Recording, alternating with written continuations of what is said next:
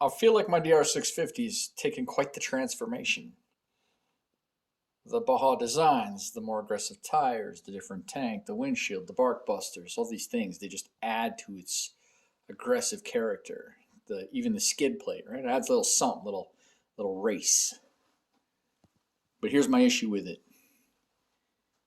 No matter what you do to it, until you fix this ugly ass 1970s through to like the early 1990s piece of junk, needs to be replaced with something vastly more modern. Now, I don't want to turn my DR650 into a modern looking electronic. That's not the point. I love that it's a dirt bike with a license plate. That's fantastic. I just don't want it to look like it was made back when dirt was invented. So my solution here is to get the J&S dual projection headlight. And this beautiful piece of jewelry right here. That's what I'm talking about. I do not like chrome, so I would never put it on my bike. I mean, if it was a Harley, maybe, but not on my DR650. Never gonna happen. Shiny shit does not belong on my dirt bike. So let's install this bad boy. There's 4 bolts holding the headlight on and 1 plug. Remove the 4 10mm bolts, two on either side. Unplug the headlight and remove it. Just take a moment to observe the distinct difference in generations of headlights. This is going to be a pretty big improvement over the looks of the DR650. Fantastic. This is my interpretation of how it's supposed to be. This right here is just a bolt goes through. There's a threaded nut welded to the bracket. This here, up here, there's a slot in the bracket, right? So you got the bolt goes through. These are bolts and nuts and washers that are provided. A washer and then the nylock, right? You get it in there, you plug it in, right? Then get somebody, this is how I did it, you get somebody to sit on the bike that's roughly your weight or close to it, and you adjust the headlight to, to where you want it, where you think it's appropriate, and then tighten it up, right? That's the easiest way to do it. If you have to do it by yourself, there's going to be a lot of tighten, and then a little adjust, and a little adjust until you eventually get it right. It's fastest and easiest. If you can find somebody else close to your weight within 20 pounds, then do it that way. I will say I have my Bajas. These are wired in. When I was adjusting my headlight, obviously it's unplugged, but I have these wired in directly to the factory wiring harness. So I put lots and lots of dielectric grease so there's no corrosion ever. But you'll see the black and the red wire. So the black on this side, red wire on this side. What you end up with there is when I turn on my high beams, my Bajas come on. Now I ain't blinding anybody ever because I don't drive down the road with my high beams on and blind anybody. If I see somebody is in front of me and they're really close, or somebody's coming head on with me, my high beams are off. So, I mean, you can think what you want about that, but my driving lights when my high beams are on, when I want maximum light output, that's what I get. So I wired it in so it's easy, on off with your high beam switch on your handlebars. Okay, now we have to trim the factory headlight shroud, whatever, fairing, in order to get it back on the bike, because this light, unlike the factory light, isn't a trapezoid. It's not tapered. So we need to do a little bit of trimming. So let's get that done. Okay, my interpretation is to take off this here.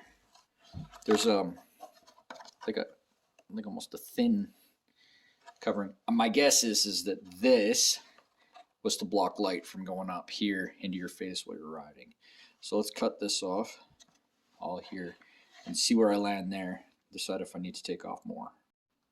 It's not the prettiest work I ever did.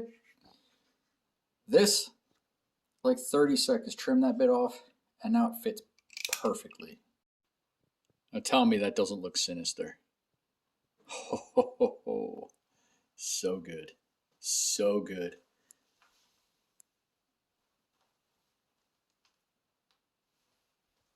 is just so, oh.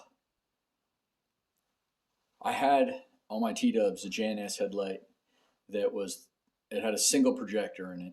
I didn't really care for it, but this light, this DOT light, man, I'm not sponsored. I bought and paid for my stuff, so I'm not going to glorify anything that doesn't deserve it. Man, does that look good. And the light pattern's decent. I'm going to show it on my garage door. But my Bajas do come on when I click it over to high beam, so it's a little unfair. It's not all headlight once I click it over to high beam. But I'll show you low beam. The cutoff is just your regular driving down the road headlight. The cutoff is premium. It's so nice. Just give me 1 second. There we go. That's the low beam. Right around 36 inches. Now the front of my bike, for reference, about 10 feet. So that's decent. That is decent. But when I use my high beams with my Bajas, that's another level. It's unfair in here because you get hot spots and stuff, especially when it's in a room, right? But this is a premium amount of light. So low beams don't blind anybody. The high beams start erasing retinas. That's the way I like it. Oh yes. And even with my high beams on, nothing is shooting back up in my face anywhere, right? Low beam, high beam, nothing. I mean, I can put the camera up here and it doesn't get blinded, but I can't see that. My point of view is like this. So, fantastic. Now this is something I like. If you look at it like this, right? Yes, that's obnoxious. But check out the tire. If you were trying to ride slow, technical trails at night, I'm not going to have any trouble seeing. Lights off in this garage. It's pitch black. Pitch black.